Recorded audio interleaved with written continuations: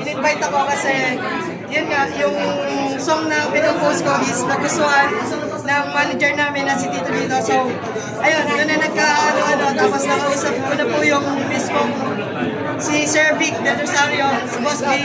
Si Boss Vic mismo, doon na nag-start.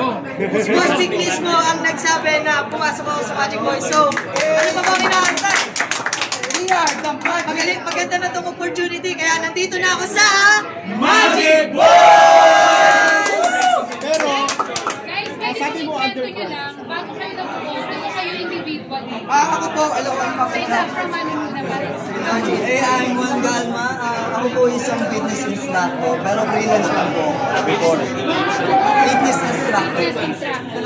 Before po, bago po ako Then, nakitaan lang po ako na siguro sa stage. So, pinig ako ni dito, pero hindi po talaga ako dancer singer.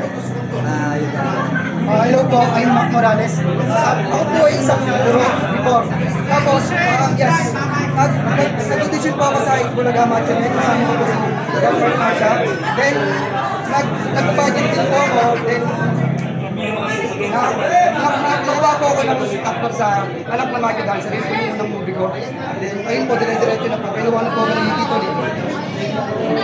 So yun ako naman is, nag-start talaga ako as basketball. Ring. Start po ako sa University of Basketball and then dumating yung pandemic. Na-divert yung passion ko sa pageantry. Then doon ako nag-start na sa passion. So, yun, ako po si Johan. Nag-start ako before. Actually, ano po talaga ako, stage performer ako sa mga bars, mga, ano yun, tas composer po. Underground rapper din po ako. Doon ako nag-start and then, yun yung song ko na nagustuhan ni Tito Lito, so nandito na ako. Ako po, nakitero talaga ako, dami mo nila ako, tapos nag-ate-ate sa programa.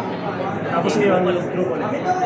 Ako po, matagal na po ako sa grupo. Dati maging ka-grupo na rin po ito sa Jace Ramos po pala. Sorry. Matagal na po ako nag-grupo. Hindi ko na po mabilang kung pang silang grupo ko to.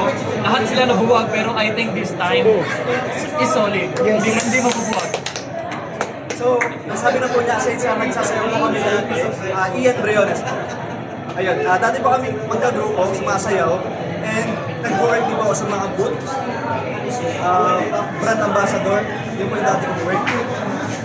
Nagbibigay ng flyers. Bago kayo nag-vote, gano'n na kayo matagal sa showbiz talaga?